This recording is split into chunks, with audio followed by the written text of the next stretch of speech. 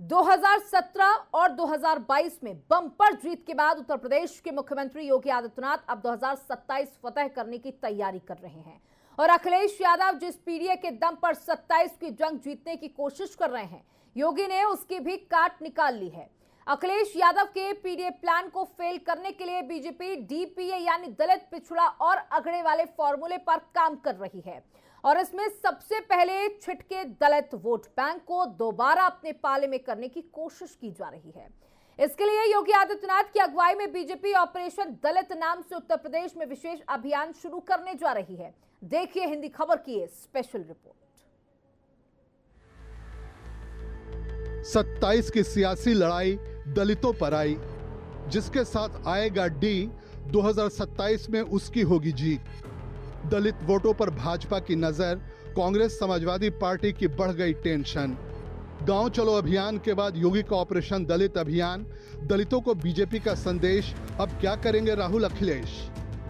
मोदी योगी का हिंदू एकता हिट, 27 में फेल हो जाएगा अखिलेश का पीडीए प्लान। उत्तर प्रदेश में चुनाव भले ही 2 साल बाद है, लेकिन उसकी तैयारी राजनीतिक दलों ने अपनी अपनी बिसात बिछाकर शुरू कर दी है। यूपी में करीब 21% दलित आबादी है और कहा जा रहा है जिसके पास ये 21% आ गया उसके लिए 2027 की राह आसान हो जाएगी। ऐसे में हर पार्टी अभी से दलितों को अपने पाले में करने के लिए रणनीति तैयार करने में जुटी हुई है। 24 के लोकसभा चुनाव में उत्तर प्रदेश की पॉलिटिकल प्रयोगशाला में समाजवादी पार्टी कांग्रेस गठबंधन ने जिस पीडीए का सफल प्रयोग किया, उसने सीधे तौर पर बीजेपी का बड़ा नुकसान किया। अब अखिलेश यादव के इस पीडीए यानी पिछड़ा दलित अल्पसंख्यक प्लान को फेल करने के लिए बीजेपी डीपीए यानी दलित, पिछड़ा और अगड़े वाले फॉर्मूले पर काम कर रही है और इसमें सबसे पहले छिटके दलित वोट बैंक को दोबारा अपने पाले में करने की कोशिश की जा रही है। इसके लिए बीजेपी लोकसभा चुनाव के बाद से ही प्लान डी पर लगातार काम कर रही है। अब योगी आदित्यनाथ की अगुवाई में उत्तर प्रदेश में बीजेपी ऑपरेशन दलित नाम से विशेष अभियान शुरू करने जा रही है। 2027 विधानसभा चुनाव होने जा रहा है और उसको लेकर सभी पार्टियां अलग अलग रणनीति बना रही हैं। भारतीय जनता पार्टी की बात करें तो अंबेडकर जयंती से ऑपरेशन दलित भारतीय जनता पार्टी शुरू कर रही है। इस कार्यक्रम के तहत भारतीय जनता पार्टी के तमाम बड़े नेता पूरे प्रदेश में घूमेंगे, गांव-गांव घूमेंगे, गली-गली घूमेंगे, मोहल्ले-मोहल्ले घूमेंगे और दलितों के लिए जो सरकार की योजनाएं चल रही हैं उसके बारे में उनको जानकारी देंगे। साथ ही साथ विपक्ष ने किस तरह से अभी तक दलितों के साथ धोखा किया है, उनके हक को मारा है, उसको भी बताने का काम करेंगे। 15 अप्रैल से भाजपा प्रदेश में शुरू करेगी ऑपरेशन दलित। सीएम योगी की मौजूदगी में होंगी प्रदेश स्तरीय कार्यशालाएं। प्रदेश अध्यक्ष भूपेंद्र चौधरी और दूसरे पदाधिकारी मौजूद रहेंगे। डिप्टी सीएम केशव प्रसाद मौर्य और ब्रजेश पाठक भी रहेंगे मौजूद। अभियान के तहत जिलेवार, बस्ती और मोहल्लों में होगी गोष्ठियां। 15 से 25 अप्रैल के बीच गोष्ठियों का होगा आयोजन। दलितों को कांग्रेस, समाजवादी पार्टी और बीजेपी के बीच समझाएगी फर्क। मुहिम की शुरुआत अंबेडकर जयंती से होगी। बाबा साहेब अंबेडकर की जयंती पर देशव्यापी कार्यक्रमों के जरिए पार्टी दलितों तक पहुंचने का प्रयास कर रही है। पार्टी ने अपने नेताओं को साफ संदेश दिया है कि वे डॉक्टर भीमराव अंबेडकर, संविधान, आरक्षण और दलित मुद्दों पर संभल कर बोलें। बीजेपी चाहते है कि पार्टी की नीति के अनुसार ही अपनी बात रखें। कांग्रेस पर अंबेडकर विरोधी होने का आरोप लगाते हुए बीजेपी उनकी विरासत को अपना बनाने की कोशिश की जुगत में है। साथ ही इसके जरिए अखिलेश के पीडीए दांव पर भी करारा प्रहार करने की तैयारी में है। वैसे तो बीजेपी हर साल अंबेडकर जयंती पर कार्यक्रम आयोजित करती है, लेकिन इस बार बीजेपी का फोकस वो दलित वोटर है जो अब तक उनसे दूर है। इसके लिए उसने इस बार अंबेडकर जयंती को लेकर देश भर में दलित आउटरीच का एक प्लान तैयार किया है। दरअसल बीजेपी का मानना है कि अब बाबा साहब दलितों और समाज के शोषित वर्ग के लिए एक मसीहा या आइकन नहीं बल्कि देवता हैं। लिहाजा बीजेपी अपने कार्यक्रमों में उनको वही सम्मान देती दिखाई देगी। 10, 11 और 12 अप्रैल को अंबेडकर जयंती और कार्यक्रमों को लेकर प्रदेश स्तर पर वर्कशॉप आयोजित किए जाएंगे। 13 अप्रैल अंबेडकर जयंती की पूर्व संध्या पर देश भर में अंबेडकर की प्रतिमाओं को बीजेपी के कार्यकर्ता साफ करेंगे और शाम को वहां दीपक जलाएंगे। 14 अप्रैल अंबेडकर जयंती पर देश भर की दलित बस्तियों में बीजेपी कार्यकर्ता जाकर मिठाई बांटेंगे और संविधान की प्रस्तावना पढ़ेंगे। इसके बाद 15 से 25 अप्रैल तक बीजेपी जिला स्तर पर सम्मेलन करेगी, जिसमें कम से कम 200 दलित बुद्धिजीवियों को बुलाया जाएगा। हर जिले में बीजेपी के प्रतिनिधि दलित समाज के 5 प्रमुख लोगों से संपर्क करेंगे। 14 अप्रैल को भारत रत्न बाबा साहब भीमराव अंबेडकर की जन्म जयंती का है और भारतीय जनता पार्टी उनका जो संदेश है वो जन जन तक जाए और जो सुशासन का जो कार्य है, जो भारतीय जनता पार्टी का नेतृत्व सुशासन को साकार करने का काम कर रहा है, जो पार्टी और सरकार की नीतियां और कार्यक्रम है वो जन जन तक जाए ताकि जन जन तक को उसका लाभ मिल सके। इसको लेकर के पार्टी ने व्यापक कार्यक्रम बना रखा है और पार्टी के शीर्ष नेतृत्व से लेकर के बूथ स्तर तक के जो पदाधिकारी हैं, कार्यकर्ता हैं, वो बाबा साहब भीमराव अंबेडकर के जीवन पे और उनके लेकर के गोष्ठियां करेंगे। उनका जो इस राष्ट्र की समृद्धि और खुशहाली को लेकर के जो संदेश है, जो सामाजिक समरसता को लेकर के जो संदेश है, जो राष्ट्रवाद को लेकर संदेश है, उसको जन जन तक ले जाएंगे ताकि लोगों में इस बात की जागरूकता आवे कि बाबा साहब भीमराव अंबेडकर भारत को किस तरह का राष्ट्र बनाना चाह रहे थे और भारतीय जनता पार्टी उसको पूरी प्रतिबद्धता के साथ उस पर काम कर रही है। भारतीय जनता पार्टी के 2 मखौटे हैं। एक तरफ दलित सांसदों के घर पे ईंटा पत्थर चलवाना, प्रदर्शन करवाना, उनके खिलाफ आपत्तिजनक बातें बुलवाना, अमर्यादित टिप्पणी करवाना। उसके बाद दूसरा चेहरा आता है इनका कि हमारा दलित प्रेम, हम दलितों के घर जाएंगे, उनका सम्मान करने का काम करेंगे। एक बात बहुत स्पष्ट है, भारतीय जनता पार्टी जितना दोहरा चरित्र अपना सकती है वो अपनाने का काम करती है। इस देश के, इस प्रदेश के दलित को अगर उत्थान देना होता, उनको उन्नति की ओर ले जाना होता तो आज कई साल हो गए भारतीय जनता पार्टी को सत्ता में आश्रित हुए। दलित प्रेम कहाँ था इनका? अचानक जब इनको लगता है कि आज पीडीए समाज के लोग एकत्रित हो रहे हैं, समाजवादी पार्टी के साथ जा रहे हैं, तब इनको भय सताता है वोट का, उनको अपनी कुर्सी का भय सताता है, तब वो दलित प्रेम दिखाने का काम करते हैं। वरना यही भारतीय जनता पार्टी के संरक्षित गुंडे, यही भारतीय जनता पार्टी के लोग दलित सांसद के घर जाकर ईंटा पत्थर चलाने का काम करते हैं।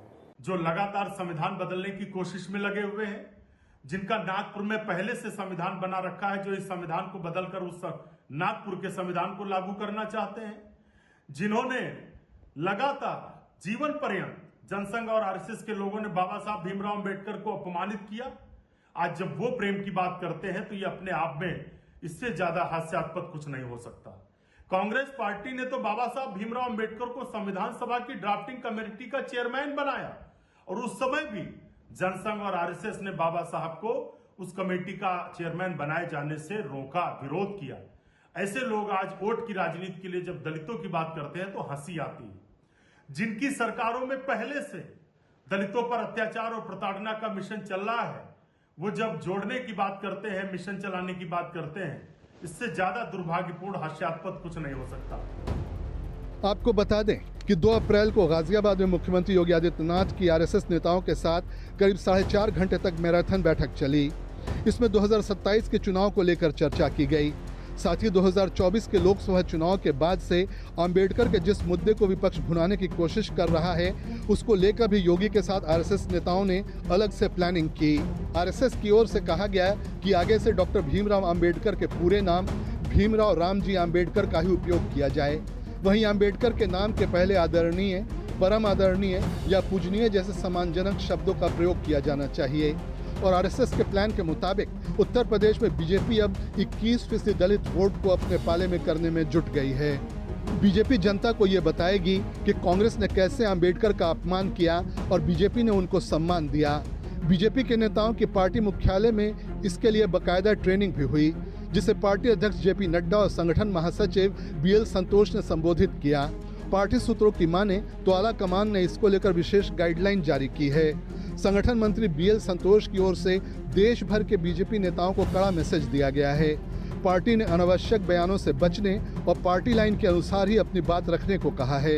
लोकसभा चुनाव में पार्टी नेताओं के बयानों से खामियाजा भुगत चुकी बीजेपी ने पार्टी नेताओं को सख्त लहजे में कहा है कि अंबेडकर, संविधान, आरक्षण और दलितों के मुद्दे पर विवादित बयान न दें। वहीं योगी अपने स्टाइल में भी अखिलेश के पीडीए पर समय समय पर प्रहार करते नजर आते हैं। सीएम योगी ने समाजवादी पार्टी के पीडीए की नई परिभाषा देते हुए इसे प्रोडक्शन हाउस ऑफ दंगाई कहा और बताया कि दुर्दांत अपराधी, माफिया और दुष्कर्मी पैदा करने वाले इस प्रोडक्शन हाउस के सीईओ अखिलेश यादव और ट्रेनर शिवपाल यादव हैं।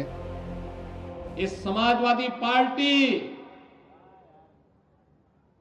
ये पीडीए की बात तो करती है, लेकिन मैं आपको बताऊं इनका पीडीए क्या है। ये प्रोडक्शन हाउस ऑफ दंगाई एंड अपराधी है। ये एक नई परिभाषा इसको हम दे रहे हैं, प्रोडक्शन हाउस ऑफ दंगाई एंड अपराधी। याद करिए, प्रदेश का कोई भी जितना बड़ा अपराधी और माफिया होगा, जितना बड़ा वह दंगाई होगा, वह समाजवादी पार्टी के इस प्रोडक्शन हाउस का ही हिस्सा होगा। सवाल यह है कि बीजेपी को इस पर ऑपरेशन दलित शुरू करने और इतने बड़े स्तर पर कार्यक्रम चलाने की जरूरत क्यों पड़ी। दरअसल इसके पीछे अनुसूचित जाति के 20-22% से ज्यादा दलित वोटर हैं। बीजेपी को लगता है कि मोदी के नाम पर और दलित वर्ग के काम के आधार पर भाजपा इस वर्ग में पैठ बनाने में सफल हुई थी, जो 2014 और 2019 के लोकसभा चुनाव के नतीजों में दिखा भी। मगर 2024 के चुनाव में लल्लू सिंह, अनंत कुमार हेगड़े, ज्योति मिर्धा जैसे बीजेपी नेताओं के संविधान बदलने वाले बयानों ने विपक्ष को हथियार दे दिया और अखिलेश का पीडीए फॉर्मूला चल गया, जिससे बीजेपी को इसका नुकसान उठाना पड़ा। हालांकि लोकसभा चुनाव के बाद 10 सीट पर हुए उपचुनाव को 8-2 से जीतकर मुख्यमंत्री योगी आदित्यनाथ ने काफी हद तक अखिलेश के पीडीए प्लान को फेल कर दिया है। इसमें योगी ने अपनी सटीक रणनीति से न सिर्फ मुस्लिम बहुल कुंदरकी में कई साल बाद कमल खिलाया, बल्कि करीब 40% दलित वोट बैंक वाले अयोध्या के मिल्कीपुर विधानसभा सीट को भी जीत लिया। इसके बाद से अखिलेश यादव और उनकी पार्टी की बेचैनी बढ़ी हुई है। महाराष्ट्र से लेकर यूपी तक समाजवादी पार्टी के नेता क्रूर आक्रांता औरंगजेब का बखान करते और राणा सांगा जैसे वीर सपूत का अपमान करते नजर आ रहे हैं। खासकर समाजवादी पार्टी सांसद रामजी लाल सुमन का मेवाड़ के शासक राणा सांगा पर संसद में दिए गए विवादित बयान से सियासी घमासान मचा हुआ है। करणी सेना एनडीए और तमाम हिंदू संगठन रामजी लाल सुमन के खिलाफ मोर्चा खोले हुए हैं, जबकि समाजवादी पार्टी, कांग्रेस सहित बाकी विपक्षी दल उनके बचाव में आ गए हैं, क्योंकि उन्हें लगा कि इससे पीडीएफ फॉर्मूला और मजबूत होगा। बोलना था संसद और संसद के बाहर इस मामले पर मैं काफी भूल चुका हूँ। मैं नहीं समझता इस संबंध में और कुछ बोलने की मुझे आवश्यकता है। राष्ट्रवाद का ठेका भाजपा उसके सहयोगी संगठनों ने ले रखा है। मैं राष्ट्रवाद को जानता हूँ। ये वही राष्ट्रवादी है जब राष्ट्रीय आंदोलन में अंग्रेजों के साथ थे और माफी मांग रहे थे। ये वही राष्ट्रवादी लोग हैं। समाजवादी पार्टी सांसद रामजी लाल सुमन के खिलाफ करणी सेना के हमले को समाजवादी पार्टी दलित विरोधी रंग देने की कोशिश कर रही है। ऐसे में बीजेपी ऑपरेशन दलित अभियान के जरिए अखिलेश और उनकी पार्टी की इस झूठ को भी बेनकाब करने की कोशिश करेगी।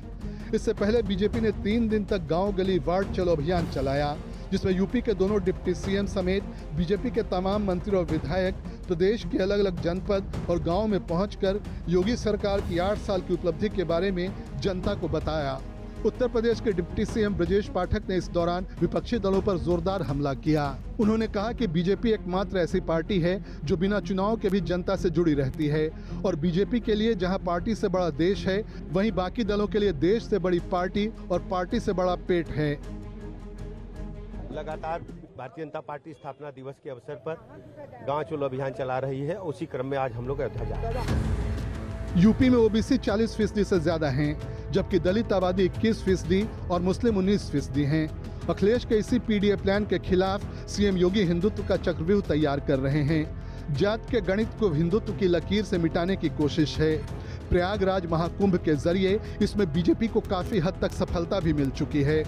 अब गांव गली वार्ड चलो अभियान और ऑपरेशन दलित जैसे मिशन चलाकर बीजेपी सबको एक सूत्र में जोड़ने की कोशिश कर रही है और कहा जा रहा है कि कुंदरकी मिल्कीपुर के उपचुनाव की तरह ही 2027 के उत्तर प्रदेश विधानसभा चुनाव में भी अखिलेश का पीडीए प्लान फेल हो जाएगा और योगी आदित्यनाथ जीत की हैट्रिक लगाने में कामयाब हो जाएंगे। हिंदी खबर की स्पेशल रिपोर्ट।